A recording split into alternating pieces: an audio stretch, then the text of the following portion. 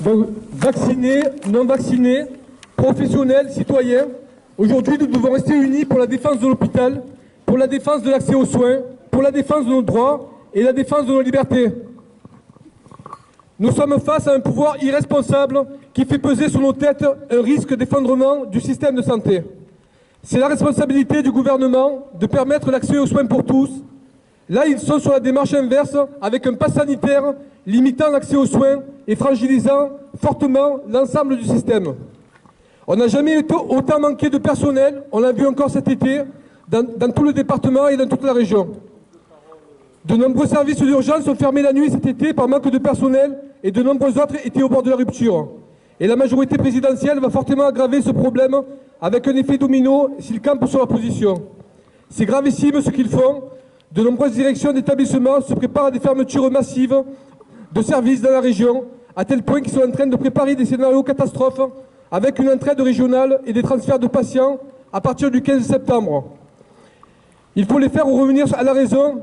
Aujourd'hui, ils jouent avec la vie des gens. Aucun patient ne doit être privé de l'accès aux soins. Il faut qu'ils stoppent leur pass sanitaire et toutes les mesures liberticides.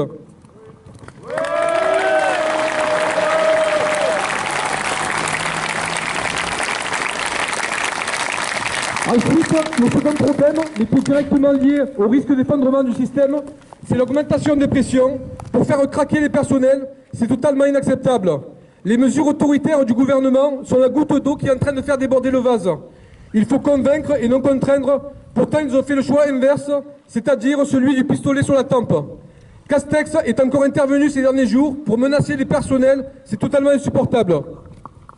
Nous refusons ce système répressif et autoritaire qui se met en place dans tous nos établissements. Il faut stopper également le manque, voire l'absence de démocratie sur la prise de décision et sur la mise en œuvre.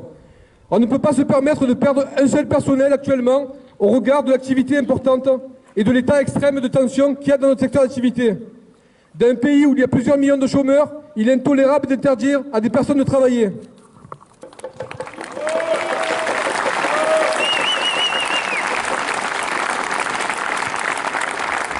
Aucun collègue ne doit être suspendu, aucun collègue ne doit être privé de son salaire. Avec leur politique, il n'y a que des perdants. Premièrement, les personnels qui vont démissionner ou qui pourraient être suspendus. Deuxièmement, les personnels qui vont rester et qui vont voir leurs conditions de travail fortement se dégrader. Et troisièmement, les patients à qui on interdit l'accès à l'hôpital au travers du pass sanitaire. Et tous ceux qui vont subir les fermetures de services qui vont arriver s'ils ne se remettent pas en cause. Aujourd'hui, nous leur disons, foutez la paix au personnel et laissez-les travailler. Donnez les moyens à nos services de fonctionner avec des effectifs en nombre suffisant. Renforcez les moyens pour les services de santé au travail. Réouvrez les lits, et notamment les lits de réanimation.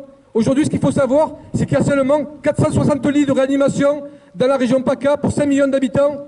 Et aujourd'hui, en temps normal, on a 6 lits de réanimation dans le département pour 160 000 habitants. Donc après, on comprend mieux pourquoi il y a toutes ces mesures qui arrivent derrière.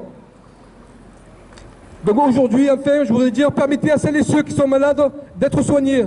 Parce que là, aujourd'hui, tous les jours, on a des appels. On a eu encore des femmes enceintes qui nous ont appelés ces derniers jours pour leur dire qu'on leur a refusé l'accès aux soins dans le département. Et certaines d'entre elles nous ont dit qu'elles allaient accoucher à domicile en 2021 en France aussi. C'est totalement inadmissible.